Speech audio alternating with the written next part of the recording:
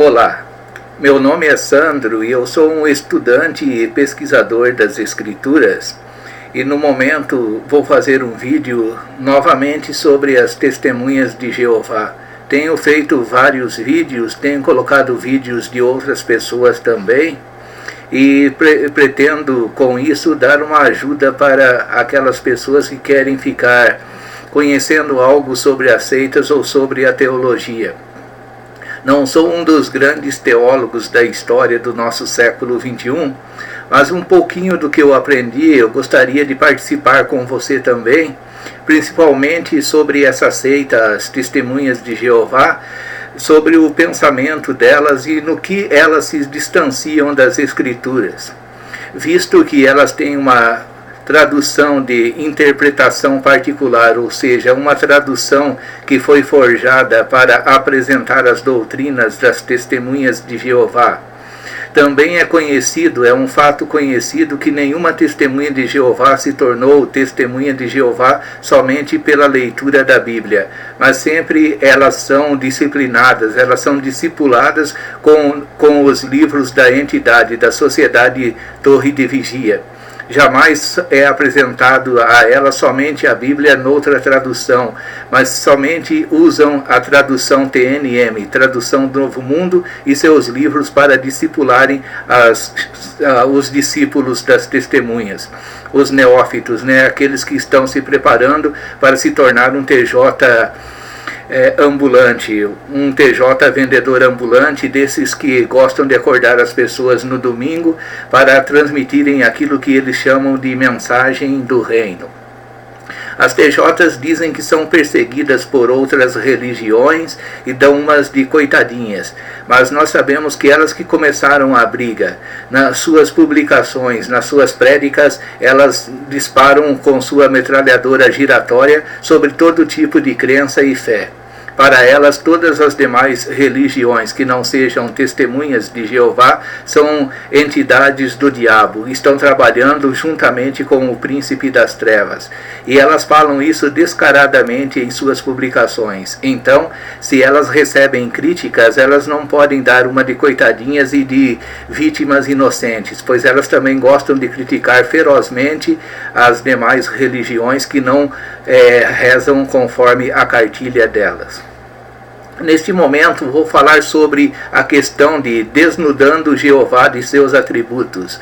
É possível alguém desnudar Jeová de seus atributos? Ou seja, o que são atributos? Atributos são aquelas coisas próprias de um ser ou de uma pessoa. São qualidades essenciais de um ser ou de uma pessoa. São características especiais. Atributo é aquilo que Deus tem, são qualidades de Deus. Existem atributos que Deus participa com os homens. Existem atributos incomunicáveis, são aqueles atributos que pertencem unicamente a Deus. Como essa não é uma aula de teologia sistemática, vamos falar somente dos atributos incomunicáveis de Deus, que são onipresença, onipotência e onisciência. A palavra oni significa todo. Então, quando falamos que Deus é onisciente, estamos dizendo que Deus tem todo o conhecimento, toda a ciência, que Deus conhece todas as coisas de maneira absoluta. Mas as testemunhas de Jeová, como gostam de desnudar Jeová de seus atributos para fazerem com que as suas crenças sejam aceitas pelos neófitos, pelos que estão despreparados, inventam muitas coisas que acabam tirando de Deus os seus atributos incomunicáveis ou diminuindo para encaixar no seu sistema procrustineano.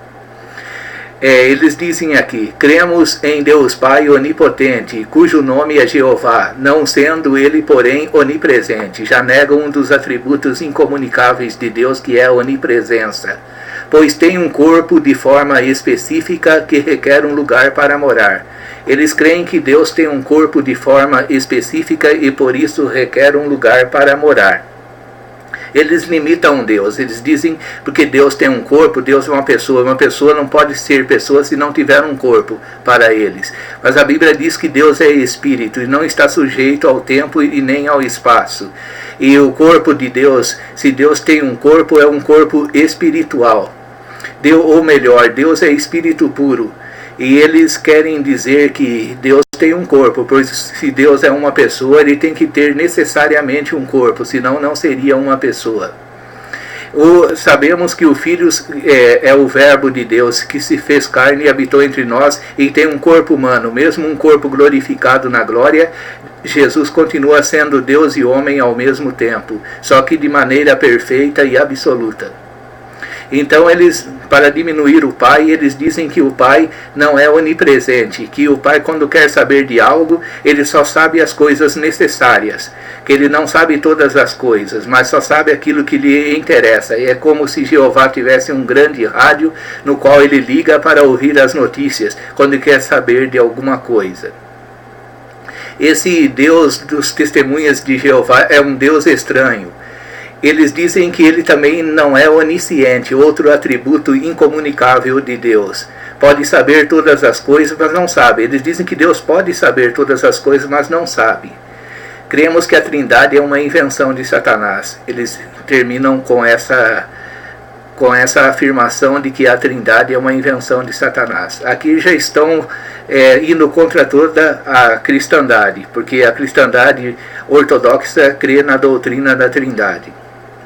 E o Deus das testemunhas de Jeová é estranho e limitado. Mas por que eles dizem que Deus, o Pai, não é onipresente? É porque eles não creem na divindade do Espírito Santo. Porque eles dizem que o Espírito Santo é uma força ativa que Jeová usa para que seu poder se estenda a toda a terra. Então, como Jeová está limitado a um lugar e não é onipresente, ele usa a força ativa para efetuar o seu poder em todas as partes da terra. Nisso eles desmentem a divindade e personalidade do Espírito Santo. E esse é um Deus estranho, não só estranho, mas limitado. Os testemunhas de Jeová reconhecem a existência de um ser supremo. Seu teísmo, porém, é bem diferente daquele defendido pelo cristianismo. Em primeiro lugar, eles negam a doutrina bíblica da Trindade. Eles já começam negando a doutrina bíblica da Trindade. O seu fundador, Charles Taze Russell, ele não gostava, em primeiro lugar, da doutrina das penas eternas, ou seja, a doutrina do inferno. Russell foi um crente no inferno, até que um dia ele, ao evangelizar o incrédulo, ele acabou sendo desevangelizado, ou seja, o incrédulo o convenceu de que o inferno não existe. E assim Russell, ao invés de ganhar aquele homem para Cristo, Russell saiu daquele encontro incrédulo sobre o inferno. O tiro saiu pela culatra. Então o seu teísmo é diferente do teísmo evangélico, como o conhecemos. O fundador da seita, que alegou tratar-se de uma doutrina de origem pagã satânica, falava que a Trindade era uma origem de pagã satânica que maculava a unicidade do Deus verdadeiro. Para enfatizar a unicidade do Deus verdadeiro, eles desmentem a doutrina da Trindade. No entanto, eles não são, vamos dizer, monoteístas, que creem num só Deus, mesmo eles dizendo que creem num só Deus, pois eles diminuem Jesus, fazendo Jesus ser um Deus criado, um deusinho, e assim eles necessariamente constituem em sua crença dois deuses, um Deus maior e um Deus menor. E isso não é monoteísmo, crença em um único Deus, mas sim politeísmo, crença em vários deuses, pois crê num Deus maior e num Deus menor. No entanto, as diferenças não se limitam à negação da doutrina da Trindade. O próprio Jeová é desnudado de alguns de seus atributos. Embora as testemunhas afirmem que Jeová seja onipotente, negam que seja onipresente. Assim, Jeová, o Todo-Poderoso, não pode estar em vários lugares ao mesmo tempo. O raciocínio é este. Deus é uma pessoa. Sendo um ser pessoal, ele possui um corpo de forma específica, o qual precisa de um lugar específico para morar. E esse lugar é o céu, onde está confinado. Veja, aqui é uma citação dos TJs, das literaturas TJs. Na realidade, por ensinar que Deus é onipresente, a cristandade confundiu a questão e tornou mais difícil para Deus ser encarado como real por seus adoradores. Como é que Deus pode estar presente em todo lugar ao mesmo tempo? Deus é uma pessoa espiritual, o que significa que não tem um corpo material, mas sim um espiritual.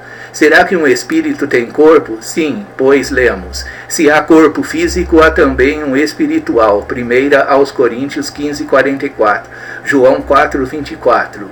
Deus como indivíduo, como pessoa com um corpo espiritual, tem um lugar de residência, e assim não poderia estar em qualquer outro lugar ao mesmo tempo. Aqui já vemos a inconstância dessa falácia, pois um corpo espiritual não tem barreiras. Jesus, quando entrou para conversar com os discípulos no cenáculo, entrou estando as portas fechadas. Ele como que atravessou a parede, mesmo estando num corpo espiritual. Então um corpo espiritual glorificado, um corpo puro, ou seja, o ser de Deus, não existe barreiras para Deus, mas eles têm uma intenção muito grande em fazer de Deus limitado para poder ensinar a doutrina da força ativa. Essa visão limitada de Deus levou a seita a outra heresia. Possuindo corpo e lugar para morar, como Deus poderia ver e controlar tudo e em toda parte? Para resolver essa questão, passou-se a negar a personalidade e a divindade do Espírito Santo, pois as Escrituras o apresentam em todos os lugares ao mesmo tempo. Por isso, ele não poderia ser pessoal, mas poderia ser impessoal, a força ativa de Jeová. A fim de acentuar a impessoalidade do Espírito Santo, grafam-no com iniciais minúsculas. Espírito Santo em letras minúsculas. Então aqui, como já dissemos, eles dizem porque o Espírito Santo está em todos os lugares ao mesmo tempo, o Espírito Santo não pode ser uma pessoa, pois uma pessoa fica limitada a um só lugar. Eles querem dizer, porque Deus tem um lugar fixo de residência, Deus não pode sair. O lugar fixo de residência de Deus é o céu. Então, Deus não pode sair de lá, do céu. Ele fica limitado àquele lugar e só pode saber o que está acontecendo no mundo e agir no mundo por meio da força ativa impessoal do Espírito Santo, pois o Espírito Santo não é uma pessoa, porque ele age em todos os lugares, e uma pessoa não tem tal poder. Um raciocínio muito pobre para uma pessoa que se diz teísta. Este seria, portanto, o poder impessoal de um Deus corpóreo e pessoal, o Espírito Santo, por meio do qual ele controlaria o universo. Por força da argumentação, o Espírito Santo seria ilimitado e Jeová limitado, embora as testemunhas de Jeová neguem teoricamente essa limitação. Eles dão com uma mão e tiram com outra. Ao mesmo tempo que dizem que Jeová é limitado, eles dizem que não. Mas na apresentação da doutrina deles, mostra claramente que eles creem num Deus limitado. Como se não bastasse, os testemunhas de Jeová também negam outro atributo indispensável a Deus, sua onisciência real e absoluta. Isso não quer dizer que a seita deixe de usar o termo onisciência. Eles usam o termo onisciência, mas não creem nela da maneira como nós cremos. A revista A Sentinela declara, abro aspas, Jeová tem conhecimento de tudo, é todo sábio, onisciente. Ele pode prever tudo o que deseja prever. Isso está na revista Poderá Viver para Sempre no Paraíso na Terra. Então é isso. Eles dizem na revista, ou melhor, aqui está na Sentinela. Mas são essas revistas, Sentinela e outras que passam a doutrina deles, que traz esse ensinamento. Esse aqui mesmo que eu falei que eles dizem. Jeová tem conhecimento de tudo, é todo sábio, onisciente. Ele pode prever tudo o que deseja prever. Foi declarado numa de suas obras em 15 de 5 de 1986, na página 4 da revista. Então, apesar de afirmarem teoricamente que Jeová é onisciente, essa palavra para os testemunhas de Jeová não tem o mesmo significado que tem para o cristianismo, não é a mesma coisa. Para este, a onisciência de Deus é total e absoluta, para o cristianismo verdadeiro, isto é, ele sabe tudo num único e mesmo instante. Não há para Deus passado, presente e futuro. Para Deus não existe passado, presente e futuro. Ele sabe tudo absolutamente. Ele não só sabe o que ele deseja saber, mas ele sabe de tudo. Então não há nada que possa ficar escondido diante de Deus. Vou ler aqui uma passagem das Escrituras, em Hebreus capítulo 4, versículo 13. Hebreus capítulo 4, versículo 13, que já deve ser bem conhecido dos estudantes da palavra, pois aqui fala algo interessante e pertinente ao nosso assunto. Diz assim: e não há criatura alguma encoberta diante dele, de Deus. Antes, todas as coisas estão nuas e patentes aos olhos daquele com quem temos de tratar. Hebreus capítulo 4, versículo 13. Então é isso. Nós cremos que a onisciência de Deus não é seletiva, ou seja, eles dizem que é seletiva. Eles dizem assim: para as testemunhas de Jeová, a onisciência de Deus é seletiva, ou seja, Jeová não sabe o futuro de todas as coisas, a menos que queira saber. Ele só sabe o futuro de alguma coisa, a menos que ele queira saber. Caso contrário, ele não sabe. Não é isso que ensina as Escrituras. Diz que tudo o que acontece no mundo Deus já conhece. Deus sabe o que vai acontecer antes mesmo que aconteça. Não estou pregando aqui a predestinação absoluta, mas estou falando sobre a onisciência de Deus. Todo o conhecimento do passado, do presente e do futuro. Posso dizer que Deus sabia tudo o que ia acontecer nesse mundo antes mesmo de tê-lo criado. Isso, no entanto, não retira a liberdade humana no meu pensamento. Assim, o conhecimento de Deus está entre o poder e o desejar. Então Deus está limitado entre poder fazer uma coisa e desejar. Se ele não desejar fazer algo, ele não fica conhecendo.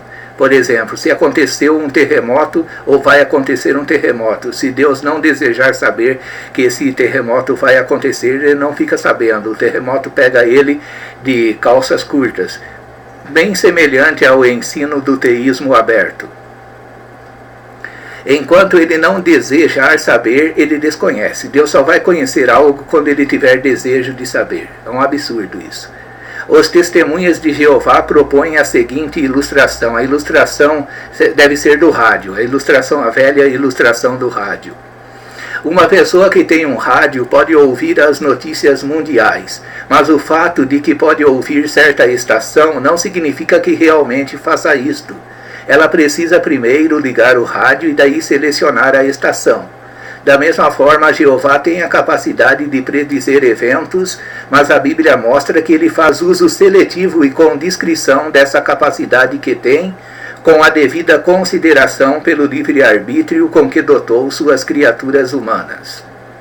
Então, aqui eles dizem porque Deus dotou as criaturas humanas de livre-arbítrio, ele também está limitado no seu conhecimento. E por isso o conhecimento de Deus é seletivo e discreto. Não é o que a palavra de Deus diz. Vou ler Salmo 139.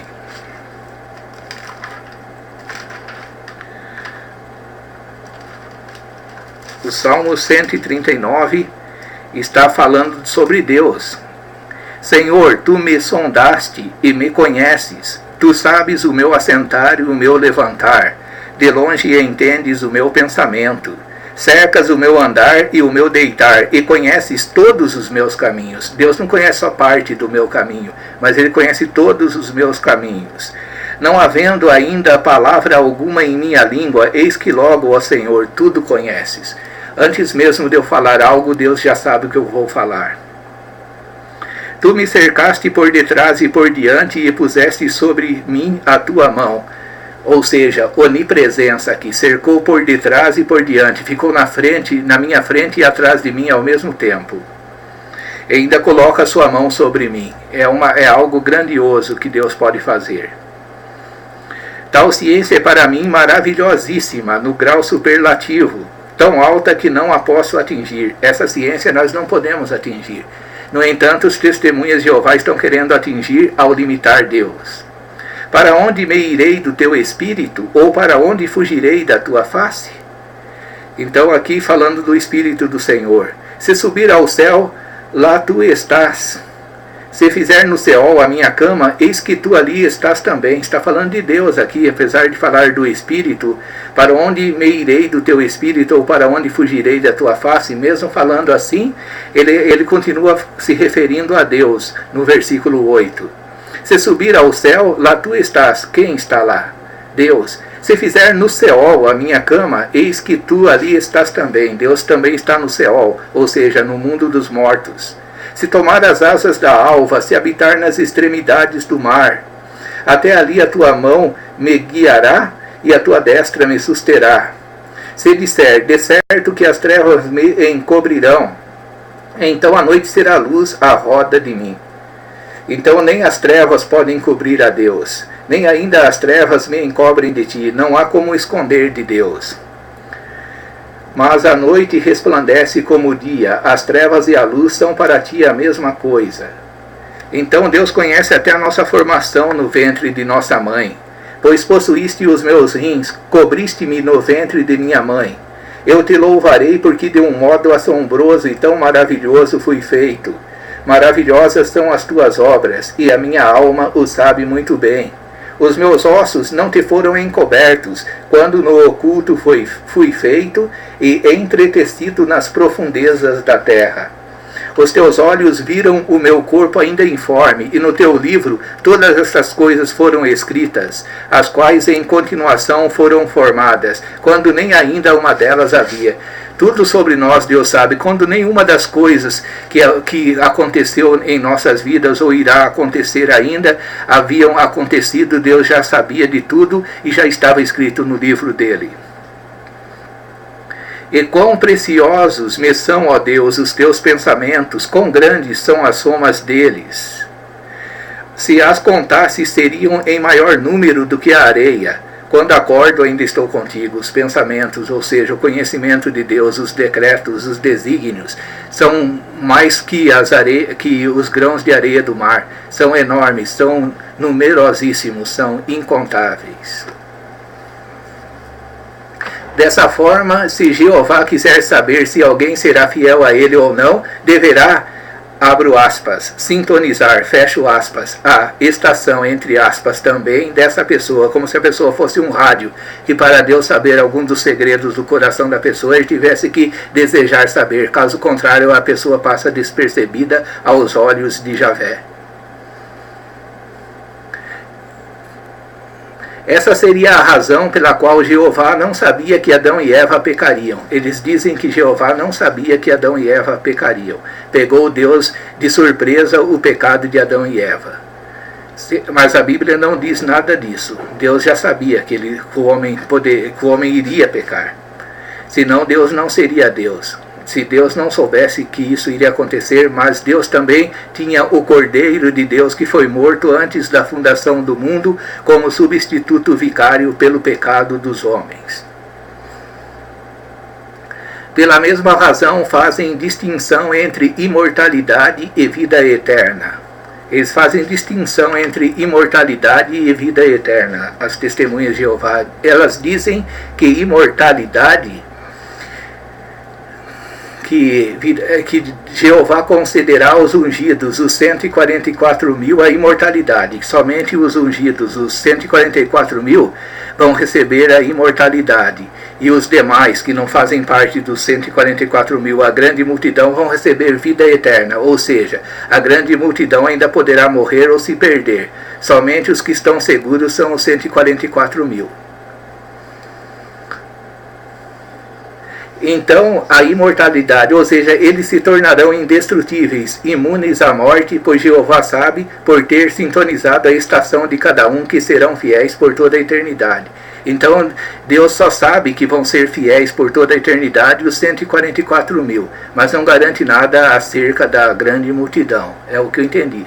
No entanto, considerar os que viverão na terra apenas a vida eterna, ou seja, viverão infinitamente enquanto forem fiéis, mas não serão indestrutíveis, pois Jeová não sabe, no caso dos que viverão na terra, quem será fiel até o fim. Isso é absurdo, né? Uma pessoa ensinar uma heresia dessa que acabamos de ouvir. Vamos ver outra incoerência da seita numa de suas referências. Aliás, vamos ver duas referências tiradas de suas obras. Ele, Jeová, é também onipotente, os TJs dizendo. Não somente conhece o final desde o princípio, o futuro sendo para ele um livro aberto, mas nele também reside todo conhecimento e sabedoria, como indicam as suas maravilhosas obras de criação. Aqui parece que já estão sendo coerentes, mas eles costumam dar com uma mão e tirar com a outra. Aqui embaixo, além disso, Jeová tem conhecimento de tudo, é todo sábio, onisciente. Ele pode prever tudo o que deseja prever, de novo, dizendo, limitando Deus, que Deus só prevê o que ele deseja prever. Caso contrário, ele fica no branco, ele fica sem saber nada, passa despercebido acontecimentos importantes, porque Deus não se interessou. É como se Deus só se interessasse por algumas coisas que acontecem, outras coisas não fizessem parte do plano de Deus. Mas nós cremos que Deus se interessa até pelos fios dos cabelos de nossas cabeças. Jesus disse que até eles estão contados. Não há criação que não esteja manifesta a sua vida. Sobre ele se diz, sobre Deus, os testemunhas dizendo em suas obras. Não há criação que não esteja manifesta a sua vida, mas todas as coisas estão nuas e abertamente expostas aos olhos daquele com quem temos uma prestação de contas. Foi o versículo que eu já li de Hebreus, capítulo 4, versículo 13. Como podemos resumir as incoerências? Podemos resumi-las assim. Na primeira citação, afirma-se que para Jeová o futuro é um livro aberto. Eles falaram. Nós cremos também que para Deus o futuro é um livro aberto. No entanto, ora, se o futuro é uma história que ainda há de acontecer, e se a onisciência de Jeová é seletiva, então o futuro seria um livro aberto com algumas páginas em brancos. Então, o futuro para Jeová seria um livro aberto, mas com algumas páginas em branco, porque ainda não aconteceram, então ele não sabe o que vai acontecer. É como se Deus estivesse... É como até certas teologias ensinam, que Deus está aprendendo junto com o homem. A teologia do progresso, por exemplo. Que Deus aprende junto com o homem e Deus se limitou a agir como o homem age para poder aprender com o homem. São teologias esquisitas que os TJs também apresentam similaridades. Ora, se o futuro é uma história que ainda há de acontecer e se a onisciência de Jeová é seletiva, então o futuro seria um livro aberto com algumas páginas em branco. Absurdo. Admitir que o futuro é para Jeová um livro aberto e ao mesmo tempo dizer que sua onisciência é seletiva é cair no descrédito e na contradição. Absurdo isso. Tem outra coisa aqui também que foi tirada de uma revista, A Sentinela, de 1º de 10 de 1984, que diz assim, no verbete imortalidade e verbetes incorrupção e vida, embora a seita deixe transparecer que imortalidade e incorrupção se apliquem a uma espécie de qualidade de vida, na qual não há necessidade de alimentação e outros cuidados, e a vida eterna implica cuidar do corpo para que este não venha a se corromper, a questão central, de fato, não está na distinção entre corpo corruptível e incorruptível, mas na onisciência seletiva de Jeová, pois a referida, a sentinela, afirma: Jeová Deus é o juiz perfeito que recompensa os ungidos com a imortalidade, quando ele, em sua ilimitada sabedoria e perspicácia, determina que tais foram cabalmente provados e estão inquestionavelmente habilitados para a imortalidade. podemos confiar que serão fiéis para sempre. Aqui é a questão de dizer que só os 144 mil Deus sabe que vai ser fiel para sempre, enquanto os demais, a grande multidão, as pessoas que não fazem parte da classe dos ungidos, esse Deus não sabe se eles vão ficar fiel até o fim, mesmo tendo recebido vida eterna. É estranho, né? Nós não entendemos Zoen Aionion, vida eterna, com esse significado que os TJs apresentam. Para nós, imortalidade e vida eterna é a mesma coisa. Não há distinção entre essas duas afirmações. Agora, na segunda citação, o texto de Hebreus é, na verdade, diametralmente oposto ao que os testemunhas de Jeová afirmam. Foi o propósito que eu li, Hebreus 4,13. Porque ele é diametralmente oposto ao que os testemunhas de Jeová falaram acima. Ora, se a onisciência de Jeová for seletiva, então algumas coisas estão encobertas para ele, não nuas, como diz o texto sagrado. Então não estão todas as coisas nuas diante de Deus e patentes, mas algumas coisas estão encobertas, não é o que diz o texto.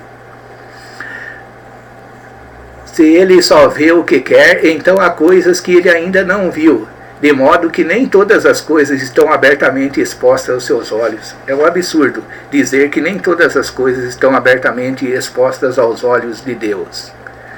Nos dois casos, o argumento segue mais ou menos assim. Jeová pode saber tudo potencialmente, mas na prática não sabe. Não porque não possa, mas porque não quer. Já que não quer, não faz sentido afirmar que o futuro é um livro aberto. Nesse caso, deveria ser dito que é um livro que pode ser aberto.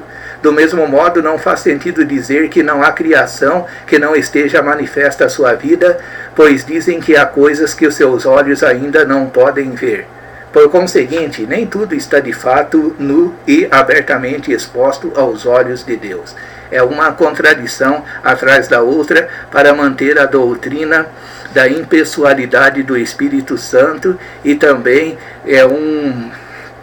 vamos dizer, é ir ao pé da letra demais, é pegar tudo ao pé da letra. É ser literal ao extremo ao dizer que Deus, porque vive num lugar, está ali, está preso àquele lugar e não pode sair para ver o que está acontecendo no mundo, tampouco agir em outras partes sem o Espírito Santo, uma força impessoal. Nós cremos que o Espírito Santo é uma pessoa da Trindade, que Deus é um único Deus que subsiste eternamente em três pessoas distintas. São três pessoas distintas que compõem um único Deus, não são três deuses. Não somos triteístas. Ser trinitário significa crer que em Deus há três pessoas distintas. Isso a Bíblia mostra. No entanto, uma não contradiz a outra, as três andam de conformidade. Nada do que é feito sem o concurso das três pessoas, pois existe um só Deus. Que Deus abençoe sua vida e participe pondo seu comentário aí no rodapé. Participe dando um joinha também, se gostou, ou não um joinha, que muitos TJs vão dar mesmo sem pedir. E que Deus abençoe sua vida e que esse estudo possa te acumular de bênçãos e que você possa chegar a alguma conclusão. Se você já é um TJ ou se você está pretendendo ser um TJ, você saia fora, porque senão você vai aprender totalmente errado o que a Bíblia traz para nós e a sua esperança será vã. Como é vã a esperança daqueles que esperam somente nessa vida. Pois se alguém espera em Deus somente nessa vida, é o mais miserável de todos os homens. Amém.